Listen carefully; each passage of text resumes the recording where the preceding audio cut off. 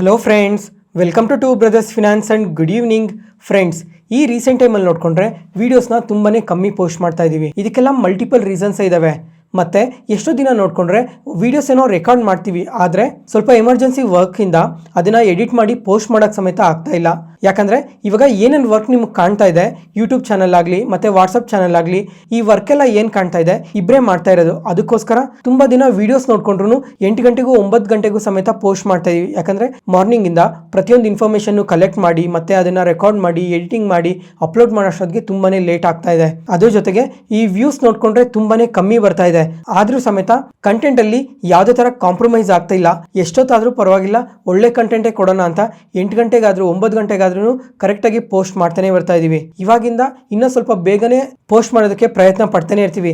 ಇದೇ ತರನೇ ನೀವು ನಮ್ಮನ್ನ ಸಪೋರ್ಟ್ ಮಾಡ್ತಾನೆ ಇರಿ ಫ್ರೆಂಡ್ಸ್. ಈ ವಿಡಿಯೋದಲ್ಲಿ ಇವತ್ತಿನ ಮಾರ್ಕೆಟ್ ಏನು ಕರೆಕ್ಟ್ ಆಗಿದೆ, ಬರೀ ಇವತ್ತು ಮಾತ್ರನೇ ಅಲ್ಲ, ಈ ರೀಸೆಂಟ್ ಟೈಮಲ್ಲಿ ನೋಡ್ಕೊಂಡ್ರು ಮಾರ್ಕೆಟ್ ಕಂಟಿನ್ಯೂಸ್ ಆಗಿ ಕರೆಕ್ಟ್ ಆಗ್ತಾನೆ ಬರ್ತಾ ಇದೆ. ಇದರಿಂದ ಏನೇನು ರೀಸನ್ಸ್ ಇದಾವೆ ಅಂತ ಪ್ರತಿಯೊಂದನ್ನು ಡೀಟೇಲ್ ಆಗಿ ಮಾತಾಡ್ಕೊಳ್ಳೋಣ. ಅದಾದ್ಮೇಲೆ ಬರೀ ನಮ್ಮ ಮಾರ್ಕೆಟ್ ಮಾತ್ರನೇ ಅಲ್ಲ ಈ ತರ ಕರೆಕ್ಟ್ ಆಗ್ತಾ ಇರೋದು, ಗ್ಲೋಬಲ್ ಮಾರ್ಕೆಟ್ಸ್ ನೋಡ್ಕೊಂಡ್ರು ಇದೇ ತರನೇ ನೆಗೆಟಿವ್ ಆಗಿ ರಿಯಾಕ್ಟ್ ಆಗ್ತಾ ಇದಾವೆ. ಮತ್ತೆ ಗ್ಲೋಬಲಿ ನೋಡ್ಕೊಂಡ್ರು ತುಂಬಾನೇ ಅನ್ಸರ್ಟನಿಟೀಸ್ ಇದಾವೆ.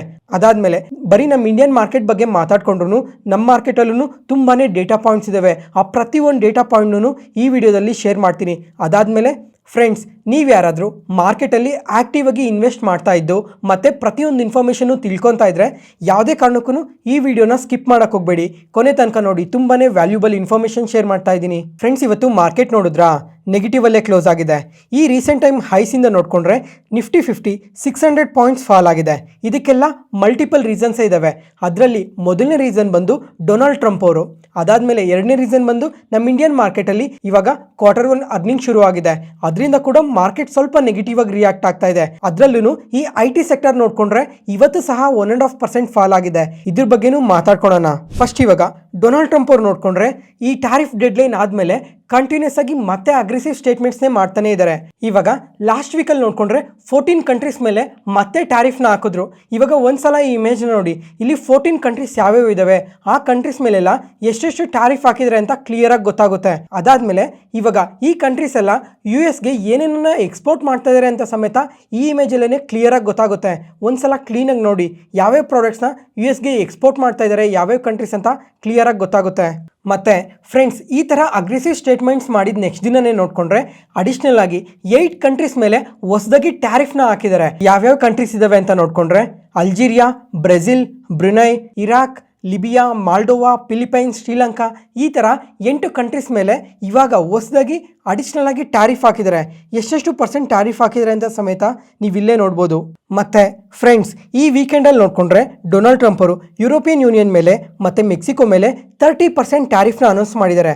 ಮತ್ತು ಈ ರೀಸೆಂಟ್ ಟೈಮಲ್ಲಿ ನೋಡಿಕೊಂಡ್ರೆ ಯುರೋಪಿಯನ್ ಯೂನಿಯನ್ ಜೊತೆ ನೋಡಿಕೊಂಡ್ರೆ ತುಂಬಾನೇ ಟ್ರೇಡ್ ನೆಗೋಸಿಯೇಷನ್ಸ್ ಎಲ್ಲ ಜಾಸ್ತಿನೇ ನಡೆದಿದ್ದಾವೆ. ಆದರೂ ಸಮೇತ ಟ್ರೇಡ್ ಡೀಲ್ ಕಂಪ್ಲೀಟ್ ಆಗಿಲ್ದಿದ್ದ ಕಾರಣದಿಂದ ಡೊನಾಲ್ಡ್ ಟ್ರಂಪ್ ಅವರು ಮತ್ತೆ ಟ್ಯಾರಿಫ್ನ ಹಾಕಿದ್ದಾರೆ. ಇವಾಗ ಡೊನಾಲ್ಡ್ ಟ್ರಂಪ್ ಅವರು ಇನ್ನೊಂದು ಸ್ಟೇಟ್ಮೆಂಟ್ನ ಮಾಡಿದ್ದಾರೆ ಯುರೋಪಿಯನ್ ಯೂನಿಯನ್ ರಿಲೇಟೆಡ್ ಆಗಿ. ಏನಂತ ಅಂದ್ರೆ, ಇವಾಗ US ಇಂದ ಯಾವ್ಯಾವ ಪ್ರಾಡಕ್ಟ್ಸ್ ಯುರೋಪಿಯನ್ ಯೂನಿಯನ್ಗೆ ಎಕ್ಸ್ಪೋರ್ಟ್ ಮಾಡ್ತಾ ಇದ್ದಾರೆ ಆದಷ್ಟು ಆ ಪ್ರಾಡಕ್ಟ್ಸ್ ಮೇಲೆ ಯಾವುದೇ ತರ ಟ್ಯಾಕ್ಸಸ್ ನ ಕಲೆಕ್ಟ್ ಮಾಡಬೇಡಿ ಅಂತ ಸಮೇತ ಹೇಳಿದ್ದಾರೆ. ಮತ್ತೆ ಅದಕ್ಕೆ ಯುರೋಪಿಯನ್ ಕಮಿಷನ್ ಅವರು ಯಾವ ತರ ರಿಪ್ಲೈ ಕೊಟ್ಟಿದ್ದಾರೆ ಅಂದ್ರೆ, ಡೆಡ್ಲೈನ್ ಗಿನ್ನ ಮುಂಚೆನೆ ಈ ಟ್ರೇಡ್ ಡೀಲ್ ಕಂಪ್ಲೀಟ್ ಆಗ್ಲಿಲ್ಲ ಅಂತ ಅಂದ್ರೆ ಮತ್ತೆ ರಿವರ್ಸ್ ಟ್ಯಾರಿಫ್ ಹಾಕೋ ಚಾನ್ಸಸ್ ಇರುತ್ತೆ ಅಂತ ಕೂಡ ಸ್ಟೇಟ್ಮೆಂಟ್ಸ್ ಮಾಡಿದ್ದಾರೆ. ಫೈನಲ್ ಆಗಿ ಕೆನಡಾ ಮೇಲೆ ನೋಡ್ಕೊಂಡ್ರು 35% ಟ್ಯಾರಿಫ್ನ ಹಾಕಿದ್ದಾರೆ. ಫ್ರೆಂಡ್ಸ್, ಇವಾಗ ಈ ಏಪ್ರಿಲ್ 2 ನೆನಪಿದ್ಯಾ, ಆ ಟೈಮಲ್ಲಿ ಯಾವ್ಯಾವ ಕಂಟ್ರೀಸ್ ಮೇಲೆ ಎಷ್ಟು ಟ್ಯಾರಿಫ್ ಹಾಕಿದ್ರೋ ಮತ್ತೆ ಆ ಟ್ಯಾರಿಫ್ ಎಲ್ಲ ವಾಪಸ್ ಬಂದಿದೆ. ಆದರೆ ಈ ರೀಸೆಂಟ್ ಟೈಮಲ್ಲಿ ನೋಡಿಕೊಂಡ್ರೆ ಟ್ರಂಪ್ ಅವ್ರ ಟ್ಯಾರಿಫ್ ಪಾಸಿಂದ ಅಂದರೆ ಏಪ್ರಿಲ್ 7 ನೋಡಿಕೊಂಡ್ರೆ ನಮ್ಮ ಮಾರ್ಕೆಟ್ಸ್ ತುಂಬಾನೇ ಪಾಸಿಟಿವ್ ಆಗಿ ರಿಯಾಕ್ಟ್ ಆಗಿದ್ದಾವೆ. ಬರೀ ನಮ್ಮ ಮಾರ್ಕೆಟ್ ಮಾತ್ರನೇ ಅಲ್ಲ, ಈ ಟ್ಯಾರಿಫ್ ಪಾಸಿಂದ ಗ್ಲೋಬಲ್ ಮಾರ್ಕೆಟ್ಸೇ ತುಂಬಾನೇ ರ್ಯಾಲಿ ಆಗಿದ್ದಾವೆ. ಪ್ರತಿಯೊಂದು ಮಾರ್ಕೆಟ್ ನೋಡ್ಕೊಂಡ್ರು 10 to 15% ವರೆಗೂ ರ್ಯಾಲಿ ಆಗಿದೆ, ಇನ್ಕ್ಲೂಡಿಂಗ್ ನಮ್ಮ ಇಂಡಿಯನ್ ಸ್ಟಾಕ್ ಮಾರ್ಕೆಟ್ ಕೂಡ. ಆದ್ರೆ ಇವಾಗ ಸೆಕೆಂಡ್ ಟೈಮ್ ಸಮೇತ ಈ ತರ ಟ್ಯಾರಿಫ್ ಹಾಕಿರೋ ಕಾರಣದಿಂದ ಗ್ಲೋಬಲ್ ಮಾರ್ಕೆಟ್ಸ್ ಅಲ್ಲಿ ಆ ತರ ಸೆಲ್ಲಿಂಗ್ ಪ್ರೆಷರ್ ಏನು ಕಾಣ್ತಾ ಇಲ್ಲ. ಮತ್ತೆ ನಮ್ಮ ಮಾರ್ಕೆಟ್ ಅಲ್ಲಿ ನೋಡ್ಕೊಂಡ್ರು ಬರೀ ಇದೊಂದೇ ಕಾರಣಕ್ಕೆ ಏನ್ ಮಾರ್ಕೆಟ್ ಏನ್ ಫಾಲ್ ಆಗ್ತಾ ಇಲ್ಲ. ಇವಾಗ ಮಾರ್ಕೆಟ್ ಫಾಲ್ ಆಗ್ತಿರೋದ್ರಿಂದ ಮಲ್ಟಿಪಲ್ ರೀಸನ್ಸ್ ಇದಾವೆ. ನಮ್ಮ ಮಾರ್ಕೆಟ್ ಅಲ್ಲೂ ಸಮೇತ ತುಂಬಾನೇ ನೆಗೆಟಿವ್ ಡೇಟಾಸ್ ಇದಾವೆ. ಅದರಿಂದ ಸಮೇತ ಮಾರ್ಕೆಟ್ ಈ ತರ ಕರೆಕ್ಟ್ ಆಗ್ತಾ ಇರೋದು. ನೆಕ್ಸ್ಟ್ ಅದಾದ್ಮೇಲೆ ಫ್ರೆಂಡ್ಸ್ ಇವಾಗ ಈ ತರ ಇಷ್ಟು ಕಂಟ್ರೀಸ್ ಮೇಲೂ ಟ್ಯಾರಿಫ್ನ ಹಾಕಿದಾರಲ್ಲ, ಆದರೆ ನಮ್ಮ ಇಂಡಿಯಾ ಬಗ್ಗೆ ಮಾತ್ರ ಯಾವುದೇ ಥರ ಹೊಸದಾಗಿ ಹಾಕಿಲ್ಲ. ಅದಾದಮೇಲೆ ಇವಾಗ ರೀಸೆಂಟಾಗಿ ನೋಡಿಕೊಂಡ್ರೆ ಇಂಡಿಯಾ ಮತ್ತು US ಈ ಎರಡೂ ಕಂಟ್ರೀಸ್ ಮಧ್ಯ ಮಿನಿ ಟ್ರೇಡ್ ಡೀಲ್ ಕಂಪ್ಲೀಟ್ ಆಗಬೇಕಾಯಿತು, ಅದು ಕೂಡ ಇವಾಗ ಪೋಸ್ಟ್ಪೋನ್ ಮಾಡಿದ್ದಾರೆ. ಇದರಿಂದ ಏನು ರೀಸನ್ಸ್ ಇದಾವೆ ಅಂತ ಇವಾಗ ಮಾತಾಡ್ಕೊಳ್ಳೋಣ. ಇವಾಗ US ಅವ್ರು ನೋಡಿಕೊಂಡ್ರೆ ಕಂಟಿನ್ಯೂಸ್ ಆಗಿ ಡಿಮ್ಯಾಂಡ್ ಮಾಡ್ತಾನೆ ಇದ್ದಾರೆ. ಇಂಡಿಯಾದೊಳಗಡೆ ಈ ಪೌಲ್ಟ್ರಿ ಪ್ರಾಡಕ್ಟ್ಸ್ನ ಮತ್ತು ಡೈರಿ ಪ್ರಾಡಕ್ಟ್ಸ್ನ ತುಂಬಾ ಎಕ್ಸ್ಪೋರ್ಟ್ ಮಾಡೋದಕ್ಕೋಸ್ಕರ. ಆದರೆ ನಮ್ಮ ಇಂಡಿಯನ್ ಗೌರ್ಮೆಂಟ್ ನೋಡಿಕೊಂಡ್ರೆ ಇದನ್ನ ಯಾವುದೇ ಕಾರಣಕ್ಕೂ ಅಗ್ರಿ ಮಾಡ್ತಿಲ್ಲ. ಯಾಕಂದ್ರೆ ನಮ್ಮ ಇಂಡಿಯನ್ ಫಾರ್ಮರ್ಸ್ಗೆ ಇದು ತುಂಬಾನೇ ಎಫೆಕ್ಟ್ ಆಗುತ್ತೆ ಅಂತ.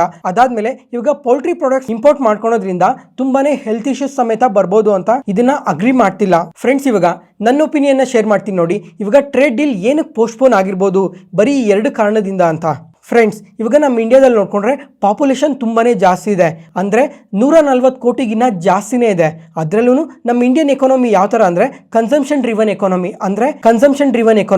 ಇವಾಗ ಸಿಂಪಲ್ ಆಗಿ ಹೇಳ್ಬೇಕು ಅಂತ ಅಂದರೆ ಇವಾಗ ಡೈರಿ ಪ್ರಾಡಕ್ಟ್ಸ್ ಏನಿದಾವೆ, ಈ ಡೈರಿ ಪ್ರಾಡಕ್ಟ್ಸ್ನ ಪ್ರತಿಯೊಬ್ಬರೂ ತುಂಬಾನೇ ಕನ್ಸ್ಯೂಮ್ ಮಾಡ್ತಾನೆ ಇರ್ತೀವಿ ಡೇ ಟು ಡೇ ಬೇಸಿಸಲ್ಲಿ. ಮತ್ತೆ ಇವಾಗ ಪೌಲ್ಟ್ರಿ ರಿಲೇಟೆಡ್ ಆಗಿ ಮಾತಾಡ್ಕೊಂಡ್ರೆ ಇಂಡಿಯಾದಲ್ಲಿ ಯಾವ ಥರ ಡಿಮ್ಯಾಂಡ್ ಇದೆ ಅಂತ ಎಲ್ಲರಿಗೂ ಗೊತ್ತೇ ಇದೆ. ಇವಾಗ US ಅವರು ಏನಕ್ಕೆ ಈ ಥರ ಇಷ್ಟೊಂದು ಪುಷ್ ಮಾಡ್ತಾ ಇದ್ದಾರೆ ಅಂತ ನೋಡ್ಕೊಂಡ್ರೆ, ಇವಾಗ US ಅಲ್ಲಿ ನೋಡ್ಕೊಂಡ್ರೆ ಇವಾಗ ನಾರ್ಮಲ್ ಚಿಕನ್ ನಾವೇನು ಕನ್ಸ್ಯೂಮ್ ಮಾಡ್ತೀವಿ ಆ ಚಿಕನ್ಗಿನ್ನ ಜಾಸ್ತಿ ಈ ಟರ್ಕಿ ಕೋಳಿ ಇರ್ತಾವಲ್ಲ, ಈ ಟರ್ಕಿ ಕೋಳಿನ US ಅಲ್ಲಿ ತುಂಬಾನೇ ಕನ್ಸ್ಯೂಮ್ ಮಾಡ್ತಾರೆ. ಅದರಿಂದ ಇದನ್ನ ಇಂಡಿಯಾಗೂ ಕೂಡ ಎಕ್ಸ್ಪೋರ್ಟ್ ಮಾಡಬೇಕು ಅಂತಾನೆ ಈ ತರ ಪೌಲ್ಟ್ರಿನ ಪುಷ್ ಮಾಡ್ತಾ ಇರಬೇಕು. ಯಾಕಂದ್ರೆ ಇವಾಗ ಇಂಡಿಯಾದಲ್ಲಿ ನೋಡ್ಕೊಂಡ್ರೆ ಈ ನಾರ್ಮಲ್ ಚಿಕನ್ ಏನಿದೆ, ಈ ನಾರ್ಮಲ್ ಚಿಕನ್ನ ನಾವು ಪ್ರತಿಯೊಬ್ಬರು ತುಂಬಾನೇ ಕನ್ಸ್ಯೂಮ್ ಮಾಡ್ತೀವಿ, ಅಂದ್ರೆ ಪ್ರತಿ ವಾರ ಕನ್ಸ್ಯೂಮ್ ಮಾಡ್ತೀವಿ. ಮತ್ತೆ ಈ ರೆಸ್ಟೋರೆಂಟ್ಸ್ ಅಲ್ಲಿ ನೋಡ್ಕೊಂಡ್ರು ವೆರೈಟೀಸ್ ಆಫ್ ಡಿಶಸ್ ನ ಪ್ರಿಪೇರ್ ಮಾಡ್ತಾರೆ. ಅದರಿಂದ ಹೋಟೆಲ್ಸ್ ಅಲ್ಲೂ ಈ ಚಿಕನ್ಸ್ ರಿಲೇಟೆಡ್ ಆಗಿ ತುಂಬಾನೇ ಡಿಮ್ಯಾಂಡ್ ಇದೆ. ಅದರಿಂದ ಲಾರ್ಜರ್ ಪಾಪ್ಯುಲೇಷನ್ ಇರೋ ಕಾರಣದಿಂದ ಇಂಡಿಯಾಗೆ ಎಕ್ಸ್ಪೋರ್ಟ್ ಮಾಡಿ ಅಲ್ಲಿ ಡಿಮ್ಯಾಂಡ್ ಕ್ರಿಯೇಟ್ ಮಾಡೋಣ ಅಂತ ಏನಾದರೂ ಡೊನಾಲ್ಡ್ ಟ್ರಂಪ್ ಅವರು ಈ ತರ ಪೌಲ್ಟ್ರಿ ರಿಲೇಟೆಡ್ ಆಗಿ ಪುಷ್ ಮಾಡ್ತಾ ಇರಬೇಕು. ನೆಕ್ಸ್ಟ್ ಅದಾದಮೇಲೆ ಡೊನಾಲ್ಡ್ ಟ್ರಂಪ್ ಅವರು ಈ ರಷ್ಯಾ ರಿಲೇಟೆಡ್ ಆಗಿ ನೋಡ್ಕೊಂಡ್ರು ತುಂಬಾನೇ ಅಗ್ರೆಸಿವ್ ಸ್ಟೇಟ್ಮೆಂಟ್ಸ್ನ ಮಾಡಿದ್ದಾರೆ. ಏನಂತಂದರೆ ಇವಾಗ ರಷ್ಯಾ ಉಕ್ರೇನ್ ಈ ಎರಡೂ ಕಂಟ್ರೀಸ್ ಮಧ್ಯ ಯುದ್ಧ ಏನು ನಡೀತಾ ಇದೆ ಇದ್ರ ಬಗ್ಗೆ ಎಲ್ಲ ಮಲ್ಟಿಪಲ್ ಟೈಮ್ಸೇ ಮಾತಾಡ್ಕೊಂಡಿದ್ವಲ್ವಾ. ಇವಾಗ ಡೊನಾಲ್ಡ್ ಟ್ರಂಪ್ ಅವರು ರಷ್ಯನ್ ಪ್ರೆಸಿಡೆಂಟ್ ಅವ್ರ ಮೇಲೆ ಇನ್ನೊಂದು ಸ್ಟೇಟ್ಮೆಂಟ್ನ ಮಾಡಿದ್ದಾರೆ. ಏನಂತಂದರೆ ಇವಾಗ ಬೆಳಿಗ್ಗೆ ಹೊತ್ತು ನಾವು ಯಾವಾಗಾದರೂ ಫೋನ್ ಕಾಲಲ್ಲಿ ಮಾತಾಡಿದಾಗ ಆ ಟೈಮಲ್ಲಿ ಎಲ್ಲನೂ ಪಾಸಿಟಿವ್ ಆಗಿ ಮಾತಾಡ್ತಾರೆ, ಆದರೆ ರಾತ್ರಿ ಹೊತ್ತು ನೋಡ್ಕೊಂಡ್ರೆ ಉಕ್ರೇನ್ ಮೇಲೆ ಮತ್ತೆ ಏನಾದರೂ ಮಿಸೈಲ್ಸ್ನ ಲಾಂಚ್ ಮಾಡ್ತಾರೆ ಅಂತ ಸ್ಟೇಟ್ಮೆಂಟ್ಸ್ನ ಮಾಡಿದ್ದಾರೆ. ಅದರಿಂದ ನಾನು ಉಕ್ರೇನ್ಗೆ ಸ್ವಲ್ಪ ಮಿಸೈಲ್ಸ್ ನ ಕೊಡ್ತೀನಿ ಅಂತ ಸಮೇತ ಹೇಳಿದ್ದಾರೆ. ಇವಾಗ ಇಮೇಜ್ ಕಾಣ್ತಾ ಇದೆಯಲ್ಲ, ಈ ತರ ಪ್ಯಾಟ್ರಿಯಟ್ ಮಿಸೈಲ್ಸ್ ನ ಉಕ್ರೇನ್ಗೆ ನಾವು ಕೊಡ್ತೀವಿ ಅಂತ ಕೂಡ ಸ್ಟೇಟ್ಮೆಂಟ್ಸ್ ನ ಮಾಡಿದ್ದಾರೆ. ಮತ್ತೆ ಕಮಿಂಗ್ ಟೈಮ್ ಅಲ್ಲಿ ಈ ಎರಡೂ ಕಂಟ್ರೀಸ್ ಮಧ್ಯ ಸೀಸ್ ಫೈರ್ ಅಗ್ರಿಮೆಂಟ್ಗೆ ಇಬ್ರು ಸೈನ್ ಮಾಡಿ ಕಂಪ್ಲೀಟ್ ವಾರ್ನ ಸ್ಟಾಪ್ ಮಾಡಲೇಬೇಕು, ಅದಕ್ಕೂ ಸಮೇತ ಹೊಸ ಪಾಲಿಸೀಸ್ ನ ತರ್ತೀನಿ ಅಂತ ಡೊನಾಲ್ಡ್ ಟ್ರಂಪ್ ಅವರು ಹೇಳಿದ್ದಾರೆ. ನೋಡೋಣ ಕಮಿಂಗ್ ಟೈಮ್ ಅಲ್ಲೂ ಈ ಟ್ಯಾರಿಫ್ ರಿಲೇಟೆಡ್ ಆಗಿ ಇನ್ನ ಏನೇನು ಅಪ್ಡೇಟ್ಸ್ ಬರ್ತವೆ ಅಂತ. ಯಾಕಂದ್ರೆ ನೆಕ್ಸ್ಟ್ 15 ಡೇಸ್ ಅಲ್ಲೇನೆ ಈ ಡೆಡ್ ಲೈನ್ ಇರೋದು. ಅಂದ್ರೆ ಆಗಸ್ಟ್ 1 ಒಳಗಡೆ ಪ್ರತಿ ಒಂದು ಕಂಟ್ರಿನೂ ಟ್ರೇಡ್ ನೆಗೋಸಿಯೇಷನ್ ಕಂಪ್ಲೀಟ್ ಆಗಬೇಕು. ಇಲ್ಲ ಅಂತಂದರೆ ಆಗಸ್ಟ್ 1 ಯಾವ್ಯಾವ ಕಂಟ್ರೀಸ್ ಮೇಲೆ ಎಷ್ಟೆಷ್ಟು ಟ್ಯಾರಿಫ್ ಹಾಕಿದಾರೋ ಅದು ಅದೇ ಥರನೇ ಕಂಟಿನ್ಯೂ ಆಗುತ್ತೆ ಅಂತ ಡೊನಾಲ್ಡ್ ಟ್ರಂಪ್ ಅವರು ಸ್ಟೇಟ್ಮೆಂಟ್ಸ್ನ ಮಾಡಿದ್ದಾರೆ. ಅದ್ರ ಜೊತೆಗೆ ಇದುವರೆಗೂ ಟ್ರೇಡ್ ಡೆಡ್ ಲೈನ್ ಹತ್ರ ಬರ್ತಿದ್ದಂಗೆ ಯಾವ ಥರ ಪೋಸ್ಟ್ಪೋನ್ ಮಾಡ್ತಾ ಬಂದ್ರೋ ಆ ಥರ ಈ ಸಲ ಪೋಸ್ಟ್ಪೋನ್ ಮಾಡಲ್ಲ ಅಂತ ಸಮೇತ ಹೇಳಿದ್ದಾರೆ. ನೋಡೋಣ ಕಮಿಂಗ್ ಟೈಮಲ್ಲೂ ಇದ್ರ ಬಗ್ಗೆ ಇನ್ನೂ ಏನು ಅಪ್ಡೇಟ್ಸ್ ಬರ್ತವೆ ಅಂತ. ನೆಕ್ಸ್ಟ್ ಅದಾದಮೇಲೆ ಫ್ರೆಂಡ್ಸ್ ಇವಾಗ ನಮ್ಮ ಮಾರ್ಕೆಟ್ ಬಗ್ಗೆ ಮಾತಾಡ್ಕೊಳ್ಳೋಣ. ಇವತ್ತು ನಮ್ಮ ಮಾರ್ಕೆಟ್ ಕ್ಲೋಸ್ ಆದಮೇಲೆ ಈ CPI ಇನ್ಫ್ಲೇಷನ್ ಡೇಟಾ ಅಪ್ಡೇಟ್ ಆಗಿದೆ. ಈ ಡೇಟಾ ನೋಡಿಕೊಂಡ್ರೆ ತುಂಬಾನೇ ಪಾಸಿಟಿವ್ ಆಗಿ ಬಂದಿದೆ. ಇವಾಗ ಲಾಸ್ಟ್ ಟೈಮ್ ಇನ್ಫ್ಲೇಷನ್ ನೋಡಿಕೊಂಡ್ರೆ 2.8% ಬಂದಿತ್ತು, ಆದರೆ ಈ ಸಲ ನೋಡಿಕೊಂಡ್ರೆ 2.1% ಬಂದಿದೆ. ಅಂದರೆ ಇನ್ಫ್ಲೇಷನ್ 6 ಮಂತ್ಸ್ ಸ್ಲೋ ಅಲ್ಲಿ ಬಂದಿದೆ. ಇದು ನಮ್ಮ ಮಾರ್ಕೆಟ್ಗೆ ತುಂಬಾನೇ ಪಾಸಿಟಿವ್ ಆಗುತ್ತೆ. ನೋಡೋಣ ನಾಳೆ ಇನ್ಫ್ಲೇಷನ್ ಡೇಟಾ ನಮ್ಮ ಮಾರ್ಕೆಟ್ನ ಯಾವ ಥರ ಇಂಪ್ಯಾಕ್ಟ್ ಮಾಡುತ್ತೆ ಅಂತ. ನೆಕ್ಸ್ಟ್ ಇವಾಗ ಫ್ರೆಂಡ್ಸ್ ನಮ್ಮ ಮಾರ್ಕೆಟಲ್ಲಿ Q1 ರಿಸಲ್ಟ್ ಶುರುವಾಗಿದೆ. ಇವಾಗ ಈ ರಿಸಲ್ಟ್ಸ್ ಬಗ್ಗೆ ಒಂದ್ಸಲ ರೀಸೆಂಟ್ ಟೈಮಲ್ಲೇ ಮಾತಾಡ್ಕೊಂಡಿದ್ವಿ. ಮತ್ತೆ ಹಿಂದಿನ ವಾರ ನೋಡ್ಕೊಂಡ್ರೆ TCS ಅವರು Q1 ರಿಸಲ್ಟ್ಸ್ನ ಪೋಸ್ಟ್ ಮಾಡಿದ್ದಾರೆ. ಈ ರಿಸಲ್ಟ್ಸ್ ನೋಡ್ಕೊಂಡ್ರೆ ಮ್ಯೂಟೆಡ್ ರಿಸಲ್ಟ್ಸ್ನ ಪೋಸ್ಟ್ ಮಾಡಿದ್ದಾರೆ. ಮತ್ತೆ ಗೈಡೆನ್ಸ್ ಅಲ್ಲಿ ನೋಡ್ಕೊಂಡ್ರು ಆ ಥರ ಎಕ್ಸ್ಟ್ರಾರ್ಡಿನರಿ ಪಾಸಿಟಿವ್ ಗೈಡೆನ್ಸ್ ಏನು ಕೊಟ್ಟಿಲ್ಲ. ಅದರಿಂದ ಶೇರ್ ಪ್ರೈಸ್ ತುಂಬಾನೇ ಕರೆಕ್ಟ್ ಆಗಿತ್ತು. ಮತ್ತೆ ಇವತ್ತು ನೋಡ್ಕೊಂಡ್ರು IT ಇಂಡೆಕ್ಸ್ ಎಬವ್ 1% ಫಾಲ್ ಆಗಿದೆ. ಯಾಕಂದ್ರೆ ಇವತ್ತು ನೋಡ್ಕೊಂಡ್ರೆ HCL ಟೆಕ್ನಾಲಜೀಸ್ ಕ್ವಾರ್ಟರ್ಲಿ ರಿಸಲ್ಟ್ಸ್ ಇದೆ. ಈ ಕಂಪನಿ ರಿಸಲ್ಟ್ಸ್ ಏನಾದರೂ ವೀಕ್ ಆಗಿ ಬರ್ಬೋದೇನೋ ಅಂತ ಈ IT ಸೆಕ್ಟರ್ ಅಲ್ಲಿ ತುಂಬಾನೇ ಸೆಲ್ಲಿಂಗ್ ಪ್ರೆಷರ್ ಕಾಣ್ತಾ ಇದೆ. ಇವಾಗ US ಮಾರ್ಕೆಟಲ್ಲಿ ನೋಡಿದ್ರೂ ಫೆಡ್ ಚೇರ್ಮನ್ ಅವರು ಈ ರೇಟ್ ಕಟ್ ರಿಲೇಟೆಡ್ ಆಗಿ ಯಾವುದೇ ತರ ಪಾಸಿಟಿವ್ ಸ್ಟೇಟ್ಮೆಂಟ್ಸ್ ಏನು ಮಾಡ್ತಿಲ್ಲ. ಮತ್ತೆ ಇವಾಗ ತುಂಬಾನೇ ಗ್ಲೋಬಲ್ ಅನ್ಸರ್ಟನಿಟೀಸ್ ಇರೋ ಕಾರಣದಿಂದ, ಅಂದ್ರೆ ಈ ಟ್ರೇಡ್ ರಿಲೇಟೆಡ್ ಅನ್ಸರ್ಟನಿಟೀಸ್ ಇರೋ ಕಾರಣದಿಂದ ತುಂಬಾನೇ ಕಂಟ್ರೀಸ್ ಎಲ್ಲ ಈ IT ಸೆಕ್ಟರ್ ರಿಲೇಟೆಡ್ ಆಗಿ ಸ್ಪೆಂಡಿಂಗ್ ಕೂಡ ತುಂಬಾನೇ ಕಮ್ಮಿ ಮಾಡ್ಕೊಂತಾ ಇದ್ದಾರೆ ಅಂತ ತುಂಬಾನೇ ನ್ಯೂಸ್ ಅಲ್ಲೇ ಮಾತಾಡ್ಕೊಂಡಿದ್ವಿ. ಅದರಿಂದ ಈ ಸಲ ಈ ಕ್ವಾರ್ಟರ್ ಅಲ್ಲಿ most of the IT companies ಎಲ್ಲ ಸ್ವಲ್ಪ ಮ್ಯೂಟೆಡ್ ರಿಸಲ್ಟ್ಸ್ ನ ಪೋಸ್ಟ್ ಮಾಡೋ ಚಾನ್ಸಸ್ ತುಂಬಾನೇ ಜಾಸ್ತಿ ಇದೆ ಅಂತ ಪ್ರಿವ್ಯೂ ಅಲ್ಲೂ ಕೂಡ ಅಪ್ಡೇಟ್ ಆಗಿದೆ. ಮತ್ತೆ ಈ ಮಿಡ್ ಕ್ಯಾಪ್ IT ಕಂಪನೀಸ್ ಏನಿದಾವೆ ಈ ಕಂಪನೀಸ್ ಮಾತ್ರ ಸ್ವಲ್ಪ ಬೆಟರ್ ರಿಸಲ್ಟ್ಸ್ನ ಪೋಸ್ಟ್ ಮಾಡ್ತಾರೆ ಅಂತ ಕೂಡ ಅಪ್ಡೇಟ್ ಮಾಡ್ತಾ ಇದ್ದಾರೆ. ನೋಡೋಣ ಈ ಸಲ IT ಕಂಪನೀಸ್ ಎಲ್ಲ ಯಾವ ತರ ರಿಸಲ್ಟ್ಸ್ನ ಪೋಸ್ಟ್ ಮಾಡ್ತಾರೆ ಅಂತ. ಮತ್ತೆ ಇವತ್ತು HCL ಟೆಕ್ನಾಲಜೀಸ್ ರಿಸಲ್ಟ್ಸ್ ಇದೆ ಅಂತ ಹೇಳಿದೆ ಅಲ್ಲ ಫ್ರೆಂಡ್ಸ್, ಇವಾಗ ಇದು ಓವರ್ ನೆಟಲ್ಲಿ ಯಾವಾಗ ಅಪ್ಡೇಟ್ ಆದ್ರೂ ವಾಟ್ಸಪ್ ಚಾನಲಲ್ಲಿ ಶೇರ್ ಮಾಡ್ತೀನಿ. ಮತ್ತೆ ಫ್ರೆಂಡ್ಸ್, ನೀವು ಯಾರಾದರೂ ಈ ಚಾನಲ್ನ ಹೊಸದಾಗಿ ನೋಡ್ತಾ ಇದ್ರೆ ವಾಟ್ಸಪ್ ಚಾನಲ್ ಲಿಂಕ್ ಡಿಸ್ಕ್ರಿಪ್ಷನಲ್ಲಿ ಕೊಟ್ಟಿರ್ತೀನಿ, ಒಂದ್ಸಲ ಚೆಕ್ ಮಾಡಿ. ಈ ವಾಟ್ಸಪ್ ಚಾನಲಲ್ಲಿ ಈ ಸ್ಟಾಕ್ ಮಾರ್ಕೆಟ್ ರಿಲೇಟೆಡ್ ಆಗಿ ಪ್ರತಿಯೊಂದು information time to time share ಮಾಡ್ತಾ ಇರ್ತೀನಿ, ಅದಕ್ಕೋಸ್ಕರ. ಮತ್ತೆ ಇನ್ನೊಂದು ಖುಷಿ ವಿಚಾರ ಏನು ಅಂತ ಅಂದ್ರೆ, ಈ ವಾಟ್ಸಪ್ ಚಾನಲಲ್ಲಿ ಒಬ್ರು ಸಬ್ಸ್ಕ್ರೈಬರ್ ಇದ್ದಾರೆ. ಅವರು ಯಾವಾಗ ನಾನು ನ್ಯೂಸ್ನ ಶೇರ್ ಮಾಡ್ತೀನೋ ಅವಾಗೆಲ್ಲ ಆ ನ್ಯೂಸ್ಗೆ ಸ್ವಲ್ಪ ರಿಯಾಕ್ಷನ್ ಕೊಡ್ತಾರೆ. ಅದರಿಂದ ನನಗೂ ಕೂಡ ತುಂಬಾನೇ ಖುಷಿ ಆಗುತ್ತೆ. ಯಾಕಂದ್ರೆ ನಾನು ಟೈಮ್ ಟು ಟೈಮ್ ಕಂಟಿನ್ಯೂಸ್ ಆಗಿ ಶೇರ್ ಮಾಡ್ತಾನೆ ಇರ್ತೀನಲ್ಲ, ಅಟ್ಲೀಸ್ಟ್ ಯಾರಾದರೂ ಒಬ್ಬರಾದ್ರೂ ನೋಡ್ತಾ ಇದ್ದೀರೋ ಇಲ್ವೋ ಅಂತ ನಮ್ಗೇನು ಗೊತ್ತಾಗಲ್ಲ. ಅದರಿಂದ ಈ ಥರ ರಿಯಾಕ್ಷನ್ ಕೊಡೋದ್ರಿಂದ ಅಟ್ಲೀಸ್ಟ್ ಯಾರಾದರೂ ನೋಡ್ತಾ ಇದ್ದಾರೆ ಅಂತ ಸ್ವಲ್ಪ ಖುಷಿ ಆಗುತ್ತೆ.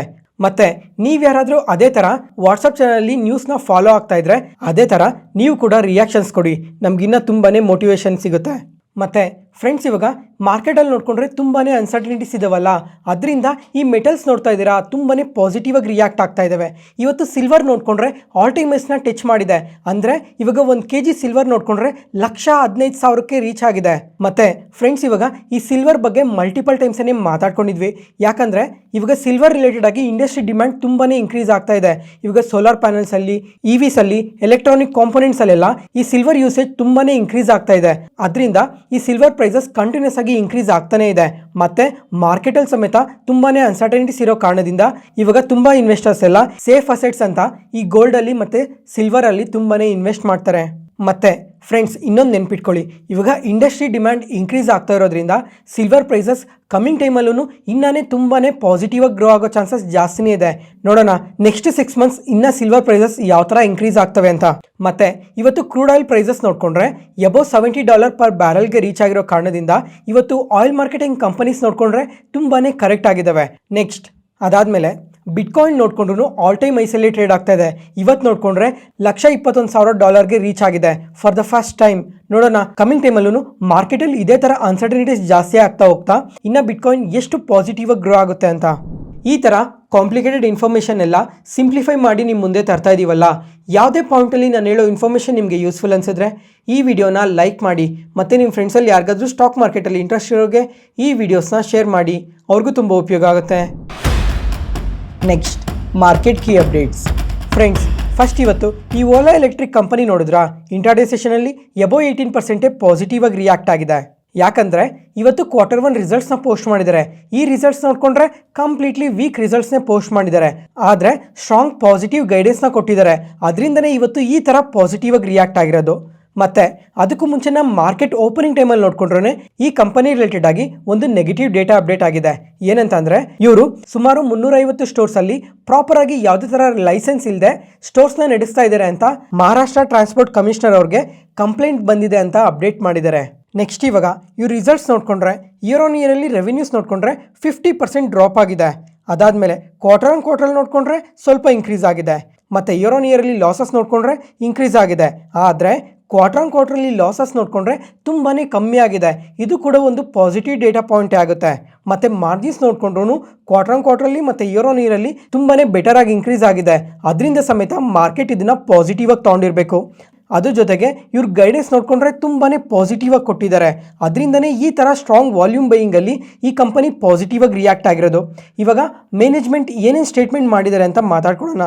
ಇವಾಗ ಈ ಸ್ಕೂಟರ್ ಡಿವಿಷನ್ ಏನಿದೆ ಇದು ನೆಕ್ಸ್ಟ್ ಕ್ವಾರ್ಟರ್ಗೆಲ್ಲ ಪ್ರಾಫಿಟ್ಗೆ ಟರ್ನ್ ಆಗುತ್ತೆ ಅಂತ ಪಾಸಿಟಿವ್ ಸ್ಟೇಟ್ಮೆಂಟ್ಸ್ ಮಾಡಿದ್ದಾರೆ. ಇದಂತೂ ತುಂಬಾನೇ ಪಾಸಿಟಿವ್ ಆಗುತ್ತೆ.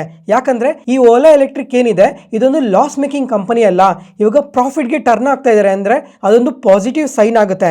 ಅದರಿಂದ ಇನ್ವೆಸ್ಟರ್ಸ್ ಕೂಡ ತುಂಬಾನೇ ಪಾಸಿಟಿವ್ ಆಗಿ ಯೋಚನೆ ಮಾಡ್ತಾರೆ. ಮತ್ತೆ ಇವ್ರ ಸೇಲ್ಸ್ ಟಾರ್ಗೆಟ್ ನೋಡ್ಕೊಂಡ್ರು ತುಂಬಾನೇ ಇನ್ಕ್ರೀಸ್ ಮಾಡಿದ್ದಾರೆ. ಮತ್ತೆ ರೆವಿನ್ಯೂಸ್ ಟಾರ್ಗೆಟ್ ನೋಡ್ಕೊಂಡ್ರೆ 4,200 crores ಇಂದ 4,700 crores ವರ್ಗು ಇನ್ಕ್ರೀಸ್ ಆಗುತ್ತೆ ಅಂತ ಪಾಸಿಟಿವ್ ಸ್ಟೇಟ್ಮೆಂಟ್ಸ್ ಮಾಡಿದ್ದಾರೆ. ಅದಾದ್ಮೇಲೆ ಇವಾಗ ರೀಸೆಂಟ್ ಆಗಿ ಒಂದ್ಸಲ ಮಾತಾಡ್ಕೊಂಡಿದ್ವಿ, ಇವ್ರದೇ ಆದ ಬ್ಯಾಟ್ರಿ ಸೆಲ್ ಮ್ಯಾನುಫ್ಯಾಕ್ಚರಿಂಗ್ ಯೂನಿಟ್ ಇದೆ ಅಂತ.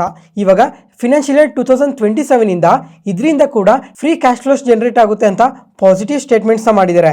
ಅದಾದ್ಮೇಲೆ ಇವಾಗ ಅಪ್ಕಮಿಂಗ್ ಹೊಸ ಪ್ರಾಡಕ್ಟ್ಸ್ ಏನಿದೆ ಅದರಲ್ಲಿ ತುಂಬಾನೇ ಸ್ಟ್ರಾಂಗ್ ಡಿಮ್ಯಾಂಡ್ ಕಾಣ್ತಾ ಇದೆ ಅಂತ ಹೇಳ್ತಾ ಇದ್ದಾರೆ. ಇವಾಗ ಜೆನ್3 ಸ್ಕೂಟರ್ಸ್ ಇದೆ, ಮತ್ತೆ ರೋಸ್ಟರ್ ಬೈಕ್ಸ್ ಇದೆ. ಇದ್ರ ಬಗ್ಗೆ ಹಿಂದಿನ ವರ್ಷನೇ ಇವರು ಸ್ಟೇಟ್ಮೆಂಟ್ಸ್ ಮಾಡಿದ್ರು. ಇವಾಗ ಅಪ್ಕಮಿಂಗ್ ಫೆಸ್ಟಿವಲ್ ಸೀಸನ್ಗೆಲ್ಲ ಈ ಬೈಕ್ಸ್ ನ ಲಾಂಚ್ ಮಾಡ್ತಾರೆ. ಇದರಲ್ಲಿ ತುಂಬಾನೇ ಸ್ಟ್ರಾಂಗ್ ಡಿಮ್ಯಾಂಡ್ ಕಾಣ್ತಾ ಇದೆ ಅಂತ ಮ್ಯಾನೇಜ್ಮೆಂಟ್ ಪಾಸಿಟಿವ್ ಸ್ಟೇಟ್ಮೆಂಟ್ಸ್ ಮಾಡಿದ್ದಾರೆ.